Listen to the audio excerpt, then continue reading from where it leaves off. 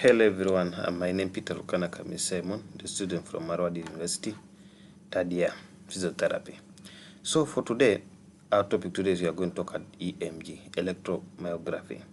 And the topic that they have given for me for Physics 2, they have given for me the uses of electromyography. So what are the uses of electromyography? There are two main major uses of electromyography. So the first use is for assessment.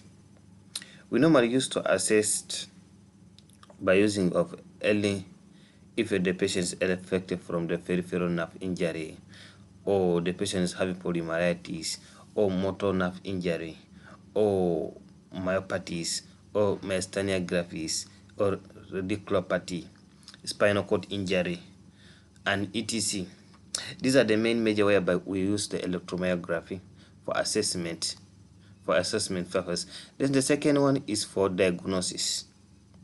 The same as the diagnosis, but the second one for treatment plan. So either if a certain nerve, like more special, like whenever we talk at neurological level, whether the sensory level is affected or the motor nerve cells is affected. So this can be used in a in the treatment plan. So the electromyography very important, much important whenever like we are taking to check out either the person having from the peripheral nerve injury. In peripheral nerve injury, you can say neuroplexus, you can say axon traces is affected. You find out maybe the peripheral nerves is affected. So this can be given the plan whereby the physiotherapy can be to act. They are be given out way, or either can be used in the affected. Let me say like in a assessment part whereby we need to check out either another part of the, let me say another part of nerve injury is affected. If the certain nerve injury is affected, maybe the muscular, the peripheral nerve injury is affected, more especially like let me say lumbar radiculopathy, let me say radiculopathy or cervical radiculopathy is affected. Meaning like this can be used to assessment either the certain nerve is affected, or either we can be assessing by the different ways, because we can give for the assessment purpose. Thirdly, it is better for treatment plan, for treatment whereby whether the patient's the muscles are weakness, or let me say patient's muscles is affected or maybe must be denervated. If it is denervated, we must take a different assessment in the modality.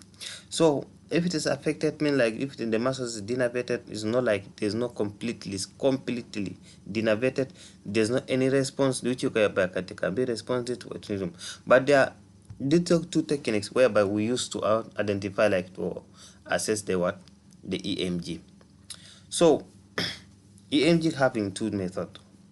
The first method is a spontaneous, and second one is insertion.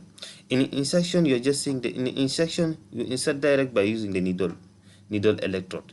In the uses of needle electrode, you need to identify that either the pulse is moving fast. If the moving is fast without any space, meaning like the muscle is normal and the movement of the pulse verified continuously.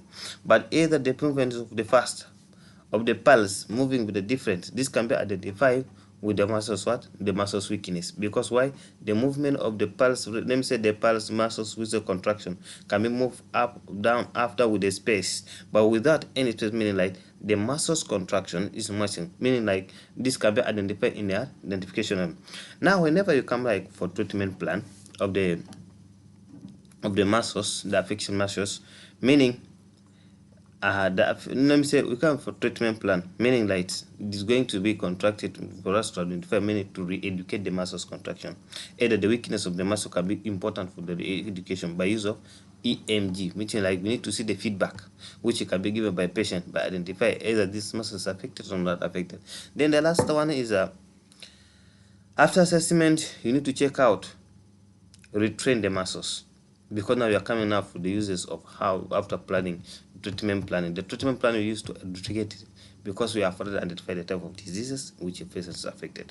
So these are the major uses of it. More special I talk on the uses. So let me say the first one, diagnosis first, which we talk on assessment first of the muscles, either the person affected, and thirdly we talk on treatment planning. So these are the main two major points in which you can be used for the EMG electromyography. Thank you very much.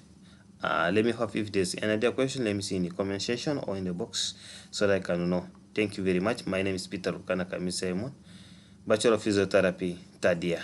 Thank you.